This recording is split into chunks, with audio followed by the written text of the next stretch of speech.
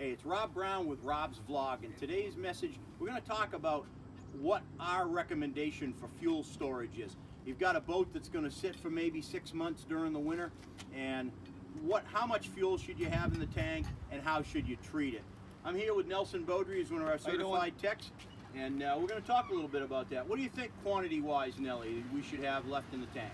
Ideally, we'd like to see about a quarter tank or so in the boat, no more than that. And then what do we do with it?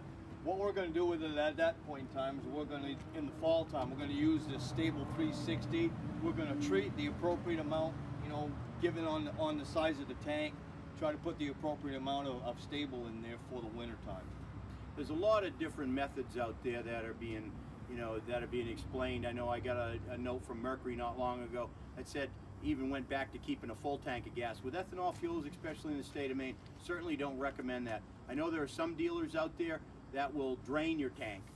Make sure you record what you had in the tank before if you go into one of those dealers, so that they put that back in the spring for you at no cost.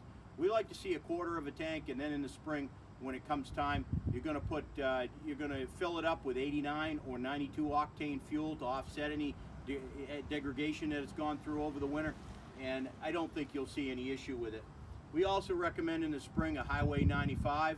That will help reinvigorate any fuel and help clear up anything. What about these containers, Nelly? What do you think about these containers? Well, if you've got these containers in your shed or whatever, or this is what you were using for your boat to bring down, don't expect it to, be fresh fuel even if you've stabilized it come spring. You should probably plan on maybe using it either in your lawnmower in the fall, chainsaw, whatever you've got, or even your snowblower in the winter if you happen to stay up here in the winter months.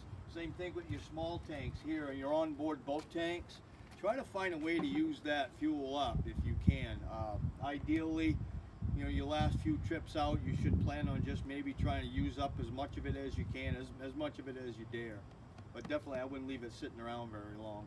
And then you take the empty tank, put a little bit of stabilizer in the bottom, swish it around, and then fill it with fresh fuel in the spring. These guys are more susceptible to contamination over the winter. So, hey, this is Rob Brown with Rob's Vlog.